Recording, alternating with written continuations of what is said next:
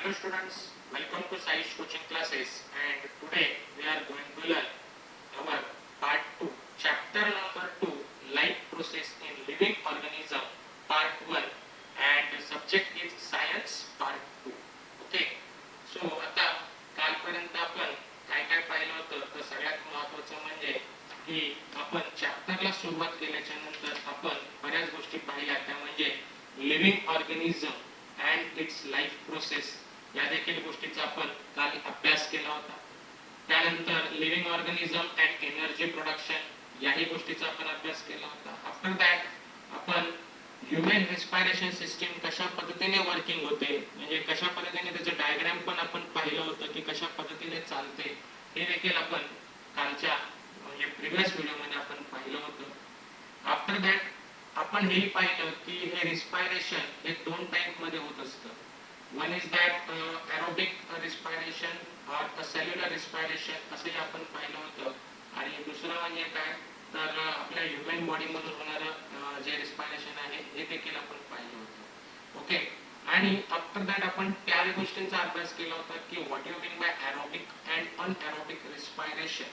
आणि त्यानंतर ग्लायकोसिस, त्याच्यानंतर ट्रायकार्बोक्सिलिक ऍसिड सायकल आणि त्याचबरोबर क्रॅब सायकल्स आणि ETC रिएक्शन्स या देखील गोष्टींचा आपण चांगल्या रीतीने प्रिव्हियस पार्ट मध्ये आपण स्टडी केला होता. आफ्टर दॅट आपण हे देखील पाहिलं होतं की that is what that anaerobic and aerobic respiration in living organism. Aerobic देखील आपण पाहिलं होतं, त्याचा डायग्रामचाही चांगल्या रीतीने आपण स्टडी केला होता. आय होप या सगळ्या पॉइंट्स हे सगळे पॉइंट्स तुम्हाला चांगल्या रीतीने कालच्या व्हिडिओमध्ये किंवा प्रिव्हियस व्हिडिओमध्ये तुम्हाला क्लिअर झाले असतील आणि तो पार्ट तुम्हाला चांगल्या रीतीने समजले असतील, जे टॉपिक सगळे समजले असतील. सो आज आपण चालू करतोय our second part. Okay, in second part त्याच्यामध्ये आपल्याला सगळ्यात प्रथम आपल्याला विचारलंय की कॅन यू टेलच्या माध्यमातून which type of cellular respiration perform complete oxidation of glucose. Okay, म्हणजे आता इथे असा प्रश्न विचारला गेलेला आहे की आपण सेल्युलर रिस्पायरेशन काल पाहिलं होतं. तर या सेल्युलर रिस्पायरेशन मध्ये ओके काय होत आहे की which type of the cellular respiration म्हणजे कोणत्या प्रकारचा सेल्युलर रिस्पायरेशन इथे परफॉर्म होतो कशासाठी तर ग्लुकोजचं ऑक्सिडेशन होण्यासाठी. आपण ग्लायकोसिस आपण काल पाहिलं होतं, ग्लायकोसिस प्रोसेस. ओके, मग ह्या ग्लायकोसिस प्रोसेस मध्ये आपण सगळ्या गोष्टी पाहिल्या होत्या. त्याच्यामध्ये कुठला सेल्युलर रिस्पायरेशन परफॉर्म होतो, we know that is a aerobic respiration system perform okay complete oxidation of glucose. त्याच्यानंतर जर हा प्रश्न फार महत्त्वाचा जर आला तुम्हाला एक मार्क्ससाठी तर तुम्हाला हा म्हणजे काय म्हणू शकता की IMP असं म्हटलं तरी काही हरकत नाही, 1 मार्क्ससाठी विचारला जाऊ शकतो. तर तुमच्या लक्षात आलं पाहिजे. त्यामुळे तुमचे धडे वाचन म्हणजे पाठांतर करण्याच्या ऐवजी हे रीडिंग देखील तुमचं फार महत्त्वाचं आहे. इथे काय करायचं मी जसं सांगतो तसं इथे तुम्ही लिहून घेतलं तरी चालणार आहे. पेन्सिल जर फिजिकल पुस्तकं तुमच्याकडे अवेलेबल असतील तर, किंवा तुम्ही तुमचे स्वतःचे नोट्स क्रिएट करू शकता. So which type of cellular respiration perform complete oxidation of glucose, that is aerobic respiration. Okay, so which cell organ is in essence is necessary for complete oxidation of glucose. आता कोणता sale आपल्याला आपण म्हणजे सेलचा कोणता organ आहे की तो ग्लुकोजचं oxidation करण्यासाठी मदत करतो. यस्टरडे आपण चांगल्या रीतीने पाहिलं होतं. कोणता, you know very well, that is mitochondria. It is very important कारण मायटोकॉन्ड्रिया हे वरचा जो क्वेश्चन नंबर 1 क्वेश्चन नंबर 2 एक मार्क आपल्या रिकाम्या जागांमध्ये देखील तुम्हाला याचा उपयोग होऊ शकतो. Dash cell organelle is necessary for complete the oxidation of glucose. The cat the mitochondria. Okay, mitochondria you know very well. Okay, so next part is that is the energy from a different food component. Okay, now in this what we are going to learn see की याच्यामध्ये तर त्यांनी सांगितलं की which energy from different food component म्हणजे आपल्याला आपण जे काही इंटेक करतो फूड त्यापासून आपल्याला म्हणजे ह्या कुठल्या पद्धतीच्या अन्न घटकांपासून डिफरंट जे आपण फूडस्टफ घेतो त्याच्यापासून आपल्याला कशा स्वरूपामध्ये किंवा कुठल्या स्वरूपात आपल्याला एनर्जी मिळते याचा इथे आपल्याला अभ्यास करायचा आहे. Okay, so let's learn about that. Okay, so what what they given us, that is they given us the excess of the carbohydrates. Okay, excess of the carbohydrates are stored in a liver and muscles in the form of glycose. Okay, and what is the source of proteins and what are the made of, what are they made up of? म्हणजे आता जर तुम्ही जर विचार करायला गेला तर आपण जर गरजेपेक्षा जास्त जर कर्बोदके किंवा कार्बोहायड्रेट जर खाल्ले तर त्याचं कशामध्ये साठवणूक केली जाते तर ग्लायकोजनच्या स्वरूपामध्ये आपल्या लिव्हरमध्ये आणि मसल्स मध्ये त्याचं काय करतात स्टोरेज केलं. मग आता हे जे प्रोटीन्स आहेत यांना हे कशापासून आपल्याला मिळतात किंवा त्यांचा सोर्स काय, कुठून आपल्याला प्रोटीन्स मिळतात, मग what they are they made up of, ते कशापासून बनलेले असतात. So this is a very important. Proteins are the micromolecules form by the bonding together many amino acids. म्हणजे हे प्रोटीन्स जे आहेत, proteins always forms by amino acids. Okay, and which are held by the peptide bonds. आणि याच्यामध्ये काय होते तर proteins are of animal origin are called as the first class protein. We get 4 kilocalorie energy per gram of protein. मग आता हे जे protein आपल्याला मिळतात ते कुठून मिळतात तर प्राणीज पदार्थांपासून आपल्याला मिळतात आणि त्याला आपण फर्स्ट क्लास प्रोटीन असं आपण म्हणू शकतो. आणि प्रथिनांपासून देखील आपल्याला किती एनर्जी मिळते तर 4 किलो कॅलरी पर ग्रॅम एवढा प्रोटीन आपल्याला मिळतं. मग हे amino acids are obtain after digestion of protein. हा जो अमायनो ऍसिड ज्यावेळेस आपल्याला मिळतो तो कधी मिळतो ज्यावेळेस आपलं जे प्रोटीन पूर्णपणे पचवलं जातं किंवा पचन झाल्याच्या नंतर त्याचं रूपांतर त्याचं कन्व्हर्जन अमायनो ऍसिड मध्ये केलं जातं. Those amino acids are absorbed in the body and transported up to each organ and cell via blood. आणि मग हे प्रोटीन्सचं डायजेशन झाल्याच्या नंतर त्याचं फॉर्मेशन तर त्याचं कन्व्हर्जन अमायनो ऍसिड मध्ये केलं जातं आणि मग हा अमायनो ऍसिड आपल्या बॉडीला आणि प्रत्येक सेलला, प्रत्येक बॉडीच्या प्रत्येक ऑर्गन आणि प्रत्येक सेलला काय केलं जातं पाठवलं जातं. कोणामार्फत तर रक्तामार्फत, ब्लड मार्फत आपण त्याला इंटरनल प्रोसेस आहे, आपल्याला दिसत नाही पण इंटरनली प्रोसेस चालू असते की अमायनो ऍसिड वाया ब्लड कुठे कुठे जात असतं तर आपल्या बॉडीच्या ईच अँड एव्हरी ऑर्गनला आणि सेलला देण्याचं काम करत असतात.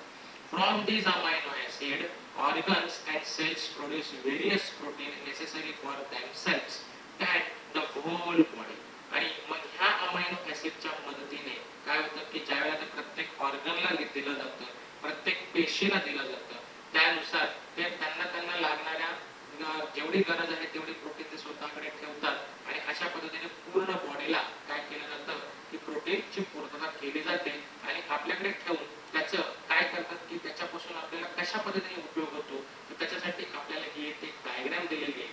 हे diagram also is very important. कारण सपोज जर तुम्हाला जर पेपरला आकृतीबंध किंवा जर ड्रॉ स्ट्रक्चरल डायग्राम जर असा आला किंवा लाईक आपल्या ऍक्टिव्हिटी बेस मध्ये जर समजा तुम्हाला हे अमायनो ऍसिड दिलं आणि 1 2 हा एक दिला, हा नाही दिला, हा दिला, हा नाही दिला, हा दिला, हा नाही दिला, म्हणजे हा तुमचा एक 3 मार्कासाठी क्वेश्चन बनू शकतो.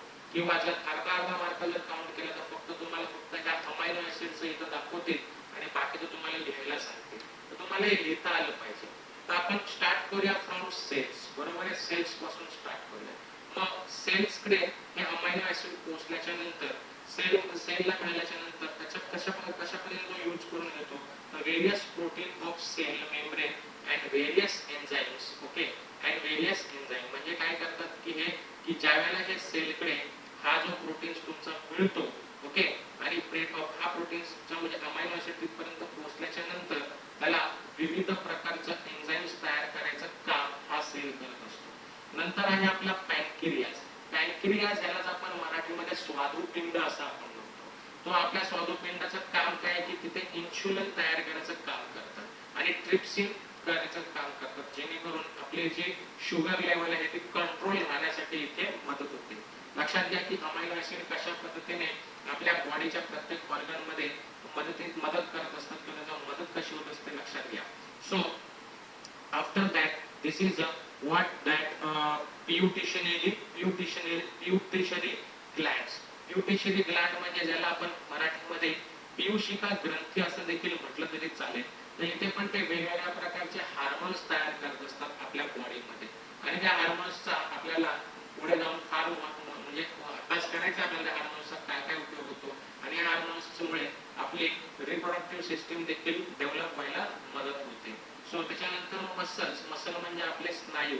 आता आपल्या स्नायू म्हटल्यावरती मसल्स म्हटल्यावरती आपण ऍक्शन करतो बरोबर की नाही. मग त्याच्याच बरोबर हा मायोसिन फ्लेक्झिबल म्हणजे मायोसिन हा जो आहे मायोसिन फ्लेक्झिबल प्रोटीन्स आणि हा काय करतो की मायोसिन नावाचा एक प्रोटीन आहे तो देखील आपल्या बोन्सला प्रोव्हाइड करण्याचं काम करत असतो. नंतर ब्लड मध्ये काय डेव्हलप होतं अमायनो ऍसिड मुळे हिमोग्लोबिन डेव्हलप होतं. ओके लाईक अँटीबॉडीज तयार होतात बरोबर आहे. आता अशा पद्धतीने ब्लड मध्ये त्याचा उपयोग होतो आणि स्किन मध्ये तर मेलानिन कॅरेटिन हा एक नावाचा द्रव्य रंगद्रव्य तयार करण्याचं काम अमायनो ऍसिड मुळे स्किन मध्ये होत असतं आणि म्हणून या स्किन मध्ये मेलानिन वरती आपल्या कॅरेटिन म्हणजे एक रंगद्रव्य किंवा कॅरेटिन तयार करण्याचं काम करत असतो. I hope so you can understood this very well. So always remember in this topic we are going to learn this excess of amino acid. Okay, obtained from the proteins are not stored in the body. पण समजा जर गरजेपेक्षा जर amino acid झालं तर आपल्याला ते शरीरात साठवून ठेवलं जात नाही. मग त्याचं काय होतं they are broken down and the ammonia form is eliminated out of the body आणि मग त्याचं काय केलं जातं तर त्याचं विघटन करून त्या अमोनियाला शरीराबाहेर टाकलं जातं. ओके ती प्रोसेस होते. Okay and if necessary excess of protein are converted into the useful substance like glucose through the process of gluconeogenesis. Okay आणि मग ग्लुकोजोजेनेसिस नावाच्या प्रक्रियेद्वारे काय होतं की उरलेले जे काही गरज असेल तर त्या प्रोटीनचं काय केलं जातं तर ग्लुकोनोजेनेसिस प्रक्रियेद्वारे ग्लुकोजमध्ये रूपांतर केलं जातं. या सगळ्या इंटरनल प्रोसेस आहेत आपल्याला दिसत नाही बरं का डोळ्यांनी पण you have to remember that plants produces the necessary amino acid from minerals below. Okay and thereby produce a different proteins. Okay and enzyme rubisco. Okay rubisco present in the plant chloroplast is most abundant protein found in nature. आणि वनस्पती स्वतःला लागणारी जी अम्ल खनिजे आहे की नाही ती स्वतः तयार करतात आणि त्याचबरोबर वनस्पती पेशींच्या या ह्याच्यामध्ये काय म्हणू शकतो आपण हरितलवक असतं ना क्लोरोप्लास्ट त्याच्यामध्ये काय असतो रुबिस्को नावाचा एक काय असतो घटक असतो तो प्रेझेंट असतो आणि त्याच्यामधून पण आपल्याला वनस्पती प्रोटीन्स मिळवण्याचं काम करतात. Okay so you know very well what are things are done on here. माझ्यामध्ये तुम्हाला चांगल्या पद्धतीने समजलं असेल. Okay so now from we do obtain okay that is lipids. Lipids म्हणजे काय तर स्निग्ध पदार्थ जे आपण यस्टरडे पाहिलं होतं बरोबर आहे. मग हे स्निग्ध पदार्थ किंवा स्निग्ध पदार्थ आपल्याला कशापासून मिळतात याचा आपल्याला स्टडी करणं गरजेचं आहे. तर आपल्याला माहित आहे की आपण जर स्निग्ध पदार्थ जर पाहिलं की लिपिड्स पाहिलं तर आपल्याला ऑइल बरोबर आपल्याकडे तेल आपण वापरतो. बटर म्हणजे लोणी बरोबर आहे. बटर म्हणजे आपल्या बेकरीतला बटर आहे. I am talking about that लोणी. ओके घी ओके तूप बरोबर आहे. अशा पद्धतीने आपल्याला ह्या सगळ्या घटकांमधून स्निग्ध पदार्थ मिळत असतात. चीज वगैरे सगळ्या गोष्टी आहेत याच्यापासून आपल्याला स्निग्ध पदार्थ मिळतात. So the substance formed by a specific chemical bond between the fatty acid and alcohol are called as lipids. म्हणजेच काय का आपल्याला माहिती आहे की आपल्याकडं एक काय होतं की अल्कोहोल आणि त्याचबरोबर लिपिड्स या दोघांचं काय होतं की एक केमिकल बॉन्डिंग तयार होतं आणि त्याच्यापासून एक सबस्टन्स तयार होतो त्याला आपण काय म्हणतो लिपिड असं आपण म्हणतो. येतं लक्षामध्ये. So digestion of the lipids consumed by us is nothing but their conversion into fatty acid and alcohol. मग आता याचा जर आपण जर काय होतं की सेवन जर केलं म्हणजे आपण इंटेक जर केलं तर त्याचं काय होतं की आपण डायजेस्ट करतो म्हणजे त्याचं रूपांतर कशामध्ये होतं कन्व्हर्जन कशामध्ये होतं तर एक म्हणजे आपल्या अल्कोहोल मध्ये केलं जातं आणि दुसरं म्हणजे फॅटी ऍसिड मध्ये केलं जातं. ओके मग आता काय होतं की fatty acids are absorb and distributed everywhere within the body. मग हे जे फॅटी ऍसिड आहे ते काय केलं जातं की तर ते ऍब्सॉर्ब केलं जातं आणि आपल्या पूर्ण बॉडीला एव्हरीवेअर ते काय केलं जातं पोहोचवलं जातं. From those fatty acid different cell produces various substance necessary to themselves. आणि काय होत आहे की वेगवेगळे म्हणजे जे आपले सेल्स आहेत त्यांना जे जे काय आवश्यक आहे ते पदार्थ त्याच्यापासून ते तयार करण्याचा प्रयत्न करत असतात. For example, molecules called phospholipids which are essential for producing plasma membranes are formed from the fatty acids. आणि मग हे जे आपण पाहतो की आपल्या सेलमध्ये आपल्याला काय पाहिजे असतं तयार करण्यासाठी फॉस्फोलिपिड नावाचा एक घटक पाहिजे असतो आणि तो कशापासून बनवला जातो तर ह्या फॅटी ऍसिड पासून बनवला जातो. आणि besides that fatty acids are used for producing hormones like progesterone, this is very important, estrogen, testosterone, aldosterone, etc. आणि याच्या व्यतिरिक्त आपल्याला प्रोजेस्ट्रॉन, इजेस्ट्रॉन, एस्ट्रोजेन, टेस्टोस्टेरॉन, ऑल्डोस्टेरॉन यांसाठी आपल्याला एन्झाईम्स पण तयार करण्यासाठी या लिपिड्सचा उपयोग होतो. त्याचबरोबर अजून कशासाठी उपयोग होतो? And the covering around the axons of nerve cells. आणि आपले जे नर्व सेल आहेत त्याच्या भोवती एक काय की लेअर तयार करण्यासाठी या लिपिड्सचा किंवा या फॅटी ऍसिडचा मदत म्हणजे हेल्प आपल्याला मिळते. So we can get 9 kilocalorie energy per gram of lipid. Excess of lipid are stored in adipose connective tissues in the body. आणि मग आपल्याला ह्या लिपिड्स पासून आपल्याला 9 किलो कॅलरी एवढी एनर्जी आपल्याला रोज मिळते. आणि जर आपण जास्त जर हे लिपिड जर आपण तयार केले, लिपिड जर आपण इंटेक केलं तर आपल्याकडे एक ॲडिपोज कनेक्टिव्ह टिश्यूज असतात. त्याच्यामध्ये हे काय करतात की हे लिपिड्स स्टोअर केले जातात किंवा हे लिपिड ऍसिड स्टोअर केलं जातं. I hope so you can understood all these stuffs, whatever I am saying in this page number 16, you understood this, all these things. Okay, now just say, think. Many times you cannot eat a food, okay, hot food, due to the inflammation, ulcerations in mouth, ulceration in a mouse, mouth, not mouse, sorry for the pronunciation. Wait a minute. Okay, so many times you cannot eat hot food due to the inflammations, ulceration in mouth. आता ulceration म्हणजे काय की ulceration in mouth म्हणजे तोंड येणं आपण त्याला म्हणतो, बरोबर आहे. मग ज्यावेळेला तुमचं तोंड येतं त्यावेळेस तुम्ही गरम पदार्थ किंवा तिखट पदार्थ खायला आपल्याला त्रास होतो, खाऊ शकत नाही. So some person experience difficulty in night vision since their childhood or adolescence. Okay, म्हणजे काय होतं की काही वेळेला काही जणांना त्यांच्या बालावस्थेमध्ये किंवा तरुण अवस्थेमध्ये रात्रीचं दिसायला फार कमी होतं. मग या गोष्टी कशामुळे होत असतील? That is very important because या सगळ्या गोष्टी एका पर्टिक्युलर विटामिन्स किंवा व्हायटामिन्सच्या डिसीजमुळे किंवा व्हायटामिन्स कमी असेल तर या गोष्टी होण्याचे चान्सेस असतात. मग आता पाहायला गेलं तर मग हे विटामिन्स कोणकोणते आहेत? तर vitamins are a group of heterogeneous compound of which each essential for proper operation of various process in the body. मग हे जे व्हायटामिन्स आहेत हे एक काय आहे? एक केमिकली एक होमोजेनियस हेट्रोजेनियस कंपाउंडचा एक ग्रुप आहे.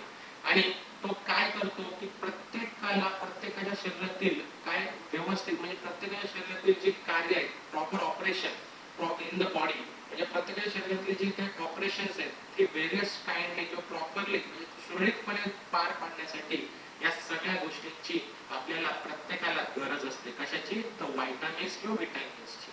There are main 6 types of vitamins.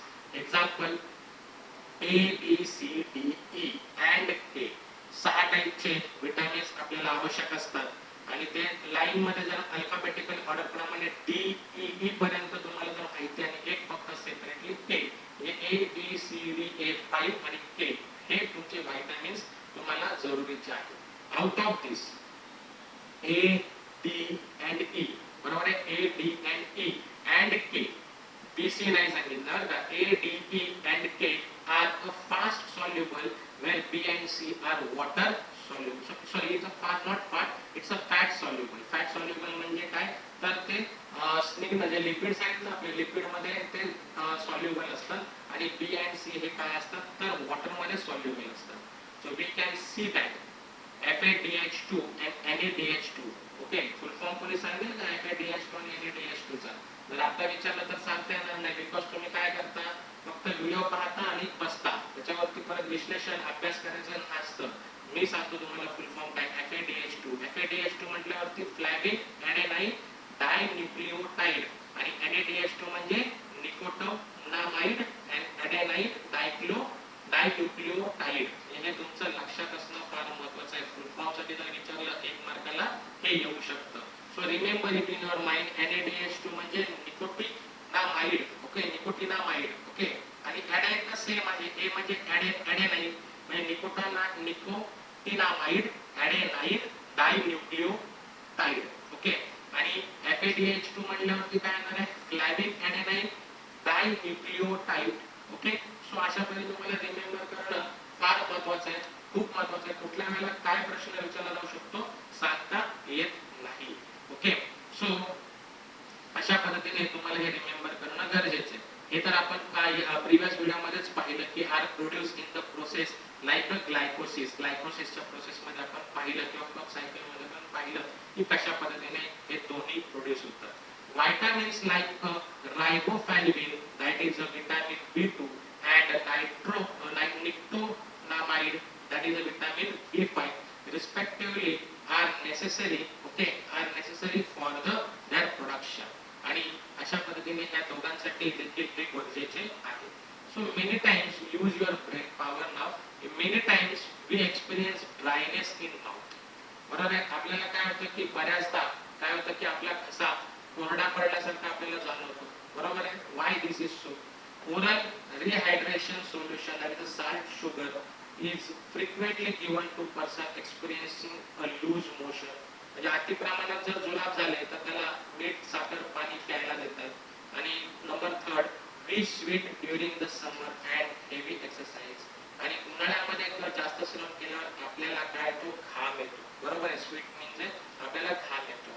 म्हणजे असं का होतं, कशा कुठल्या गोष्टीमुळे होतं, तर आपल्या बॉडीमध्ये काय आहे की वॉटर लेवलची मात्रा जास्त आहे. There is about 60 to 70% water in our body. येत्या लक्षामध्ये. So each cell contain 70% water weight by weight. आणि आपल्या पेशीच्या म्हणजे जे सेल आहे त्या सेलच्या वेटच्या 70% पाण्याचं वजन आपल्या सेलमध्ये असतं. म्हणजे इच sale of a body. Blood plasma also contain 90% of water. म्हणजे आपल्या ब्लड मध्ये देखील जवळजवळ 90% वॉटर आहे. Functioning of cells and thereby whole body disturbs even if there is a little loss of water from the body. आणि जर थोडं जरी पाणी आपलं कमी झालं तरी आपल्या सेलचं आणि त्याचबरोबर आपल्या शरीराचं बॉडीचं पूर्णपणे कार्य बिघडलं जातं असं आपण म्हणतो. Hence water is an essential nutrient. आणि म्हणूनच पाणी हे अत्यावश्यक काय आहे, पोषक द्रव्य आहे असं आपण मानत आलेलो आहे. Along with all of the mentioned nutrients, fibrous are also essential nutrients. In fact, we cannot digest the fibrous.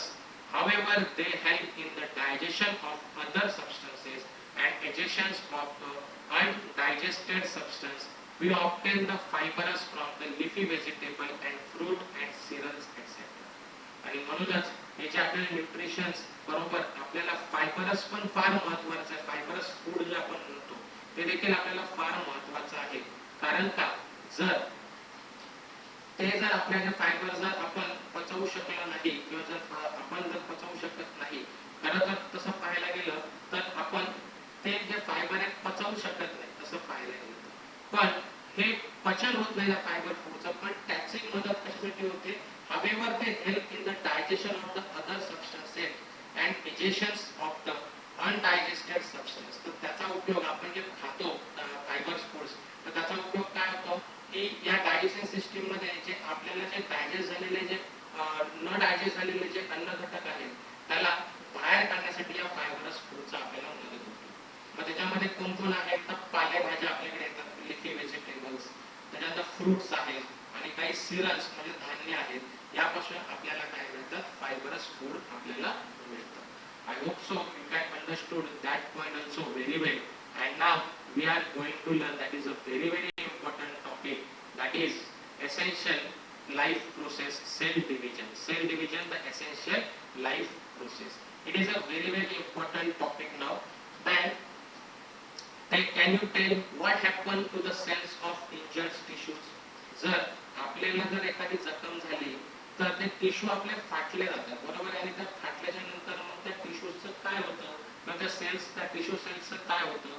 म्हणजे एक गोष्ट लक्षात ठेवा की ज्यावेळेस आपल्याला जखम होते की नाही त्यावेळेला त्या पेशी आणि त्या टिश्यूज आहेत हे काय असतात की फंक्शन इमिजिएटली लगेच फंक्शनिंग मध्ये येत नाही. कारण का त्या तिथे ते सेल जे असतात ते बरेचसे सेल डॅमेज झालेले असतात, त्या टिश्यूज असतात तिथे, त्या टिश्यूजने कनेक्टेड असलेले सेल असतात, ते टिश्यूज पण काय होतात की डॅमेज होतात, फाटले जातात आणि ब्लड आपल्या तिकडून व्हायला सुरुवात होतं. हे गोष्ट लक्षात घ्यायची. सो म्हणजे इथे जर तुम्हाला जर प्रश्न विचारला तर मी तुम्हाला असं सांगेन की after the injury the cells and the tissues are not able to perform the regular functions immediately, बरोबर आहे? आणि at the time of the injury the blood cell may be damaged or many cell may be damaged, and therefore the nervous system indicates the pain. आपल्याला pen व्हायला सुरुवात होते. मग झालेली जखम बरी होताना तिथे नवी पेशी तयार होतात का? म्हणजे याचा अर्थ काय की जिथे आपल्याला जखम झाली आहे, where new cells are formed during the healing of wound, म्हणजे ती जखम बरी होताना आपल्याला तिथे नवीन पेशी तयार होतात का? तर येस, पण ही प्रोसेस जरा फार स्लो असते की तिथे हळूहळू ते सेल किंवा दुसरे जे सेल असतात जे डॅमेज नाही झाले ते सेल काय करतात की डिवाइड होतात आणि डिवाइड होऊन नवीन सेल तयार करण्याचं काम करतात आणि मग हळूहळू ती जखम भरायला लागते. म्हणजे तिथे काय होतं की नवीन सेलची काय होते प्रोडक्शन किंवा रिप्रोडक्शन व्हायला सुरुवात झालेली असते आणि अशा पद्धतीने ती जखम भरून निघते. I hope so you can understand this. So and the next one is that do the plant get injured when do we pluck the flowers and how are the rose wound healed? मग आता त्यांनी असा प्रश्न विचारलाय की ज्या वेळेला आपण झाडातला असलेली फुलं तोडतो की नाही त्यावेळेस त्या झाडांना किंवा त्या वनस्पतींना जखम होत असेल का, किंवा त्या जखमा जर होत असेल तर त्या कशा भरून निघत असतील?